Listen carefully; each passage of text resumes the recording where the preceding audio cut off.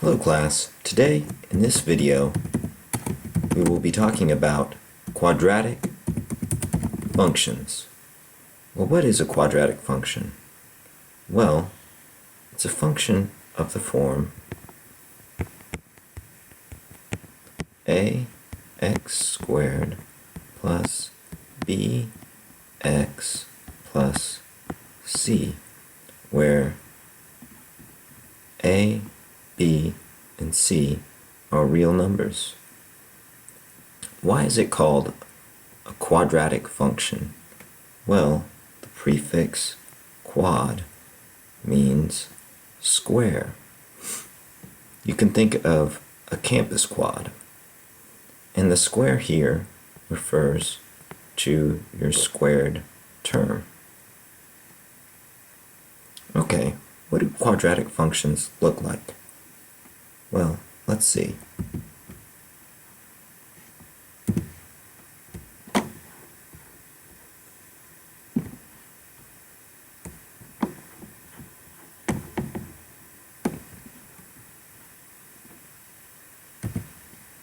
Well,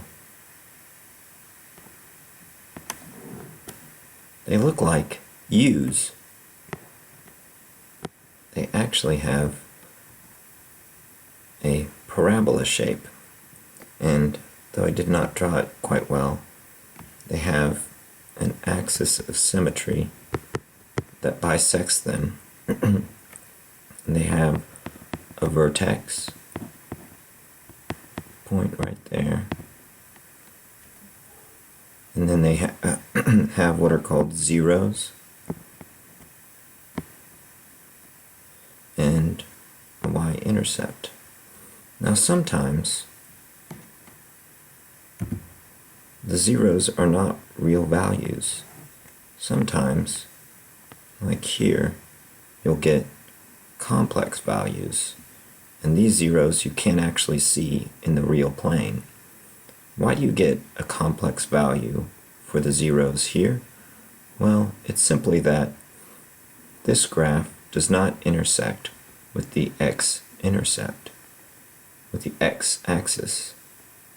A zero refers to when you have a point that intersects with the x-axis. Okay, you can also draw your quadratic functions as upside down U's. But what you can't do is you can't have them to the side like that,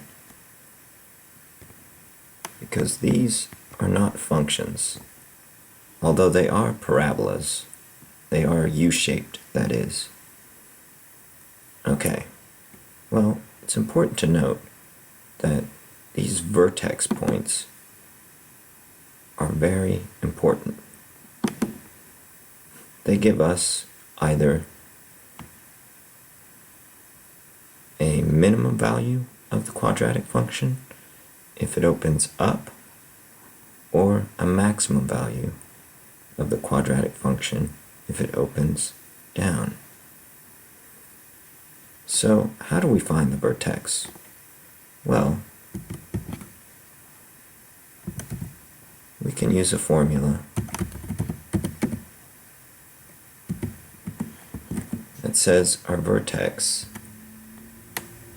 equals negative b over 2a, where the a is a coefficient of our squared term and the b is the coefficient of the x term.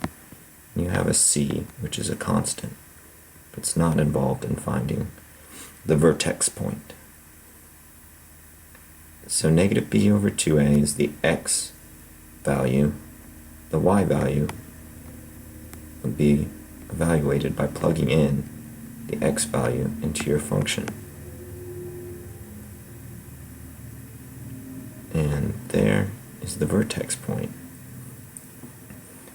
This vertex point actually comes from the quadratic formula, which is negative b plus or minus the square root of b squared minus 4ac over 2a.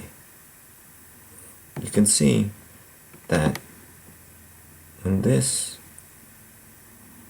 b squared minus 4ac is equal to 0, then you're simply left with negative b over 2a, which is exactly halfway, the halfway point in your parabola. And this b squared minus 4ac is called the discriminant.